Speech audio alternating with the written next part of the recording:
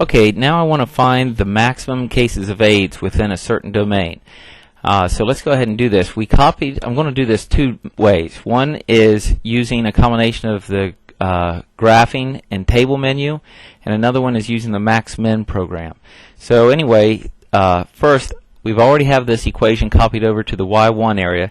The only thing is we want the original equation, not subtracting off a million like we did in the last one, because we don't care anymore when the cases reach a million. We're just looking for the maximum case of AIDS. So you want to have your original function in the y1 area. So let me delete off the that 1 million area. And now we want to graph this. And again, it may not show up very good at all. I went back to a standard viewing window, so it's not going to show up too good. You might want to do a zoom auto, could help, or a zoom fit, depending on the type of calculator that you have. And that will help get some of the graph to show up, maybe a little bit better than what it was. And to tell you the truth, on this problem, we're just going from 0 to 10. So as long as I go from 0 out to 10 on the x-axis, and let's do it that way.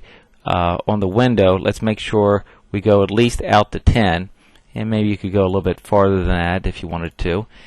And now I have that domain showing up on the graph, 0 to 10.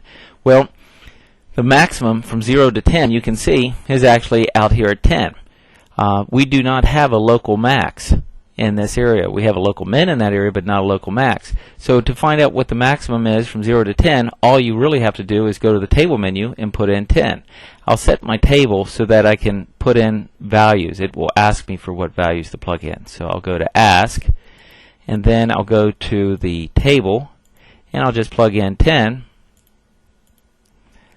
and I get 173,383.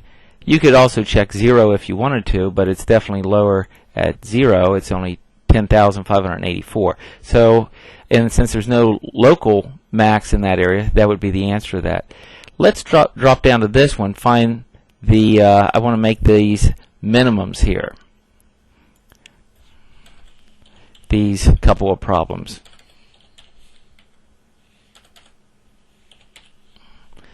So let's find the minimum from 0 to 10.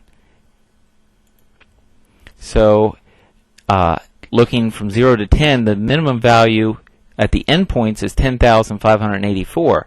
But as we notice from the graph menu, there is a little valley in here. So we could get that relative, that local min, and see if it's lower than the value was at 0.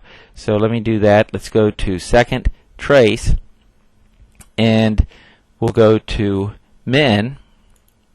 Make sure you're to the left of the min. Make sure you're to the, and hit enter. Then make sure you're to the right of the min, and hit enter. And if you really want to make sure, go farther till you see that cursor if you want to.